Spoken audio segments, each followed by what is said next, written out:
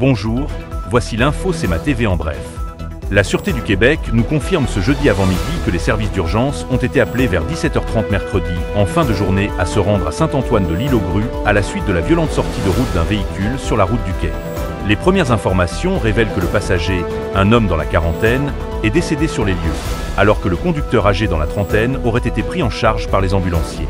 Les pompiers du service de la protection des incendies et de la sécurité civile de la ville de Montmagny ont été appelés en renfort avec les outils de désincarcération, mais n'ont pas eu à s'y rendre, leur présence n'étant plus nécessaire. Puisque la traverse maritime devait partir de l'île à 17h45, les pompiers ont requis la STQ de retenir le bateau à quai afin d'y faire monter les paramédics avec le blessé pour le conduire au centre hospitalier. Selon le porte-parole de la SQ, l'impact serait accidentel. Un enquêteur en cause d'accident s'est déplacé sur les lieux et l'enquête est toujours en cours au moment d'écrire ces lignes.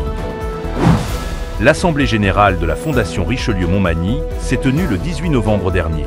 Lors de la lecture du bilan des activités de la Fondation de la dernière année, on a constaté que 2024 fut une année très active, alors que plus de 30 000 $ ont été remis à des organismes reliés à la jeunesse. La Fondation a aussi été partenaire et fiduciaire du Fonds Jeunesse Environnement Innovation, remettant un montant de plus de 30 000 $ à des projets pour la biodiversité et l'environnement impliquant les jeunes.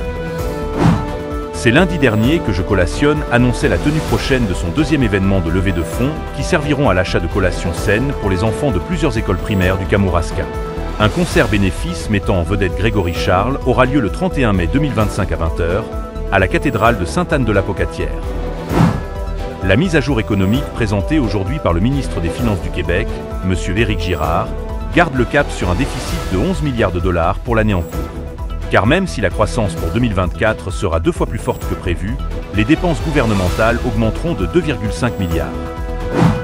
Au sport, 2 matchs sont à l'affiche ce jeudi dans la Ligue de hockey junior 3A. Joliette visitera les Braves à Valleyfield, alors que les Rangers de Montréal rencontreront le Club de Laval, les 2 matchs débutant à 19h30. Pour plus d'informations, visitez le cematv.ca ou suivez le fil Twitter X de CEMA TV.